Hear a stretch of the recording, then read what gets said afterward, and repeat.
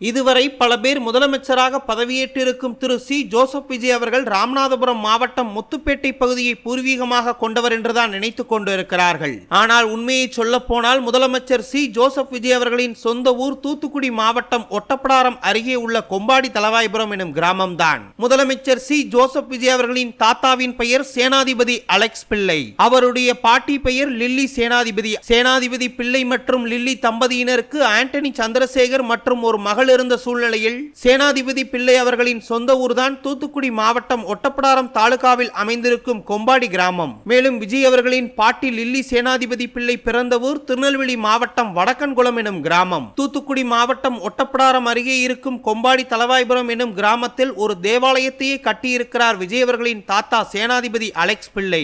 அந்த தேவாலயத்தில் இன்றும் பல கிறிஸ்தவ மக்கள் வழிபட்டு வருகிறார்கள். அதே கொம்பாடி தளவாய்புரம் கிராமத்தில் இன்றும் விஜய் அவர்களின் உறவினர்கள் பல பேர் வசித்துக் கொண்டுதான் இருக்கிறார்கள். விஜயின் தாத்தா சேனாதிபதி அலெக்ஸ் பிள்ளை அந்த நேரத்தில் ரயில்வேயில் ஒரு ஸ்டேஷன் மாஸ்டராக பணியாற்றி வந்தார். பணியிட மாறுதல் காரணமாக தூத்துக்குடி மாவட்டத்திலிருந்து இவர்களது குடும்பம் ராமநாதபுரத்திற்கு குடிபெயரவே அங்குதான் வளர்ந்திருக்கிறார் விஜய் அவர்களின் தந்தை ஆண்டனி சந்திரசேகர். ஒரு கட்டத்தில் சேனாதிபதி ஆண்டனி சந்திரசேகர் எனும் எஸ். ஏ. சந்திரசேகர் மத்திய அரசு ஊழியராக தேர்வாகி சென்னைக்கு செல்ல சந்திரசேகர் அவர்களின் தங்கையும் திருமணமாகி ஆந்திர மாநிலம் ஹைதராபாத்தில் செட்டில் ஆனார். சேனாதிபதி அலெக்ஸ் பிள்ளையின் மகன்தான் ஆண்டனி சந்திரசேகர் எனும் எஸ். ஏ. சந்திரசேகர்.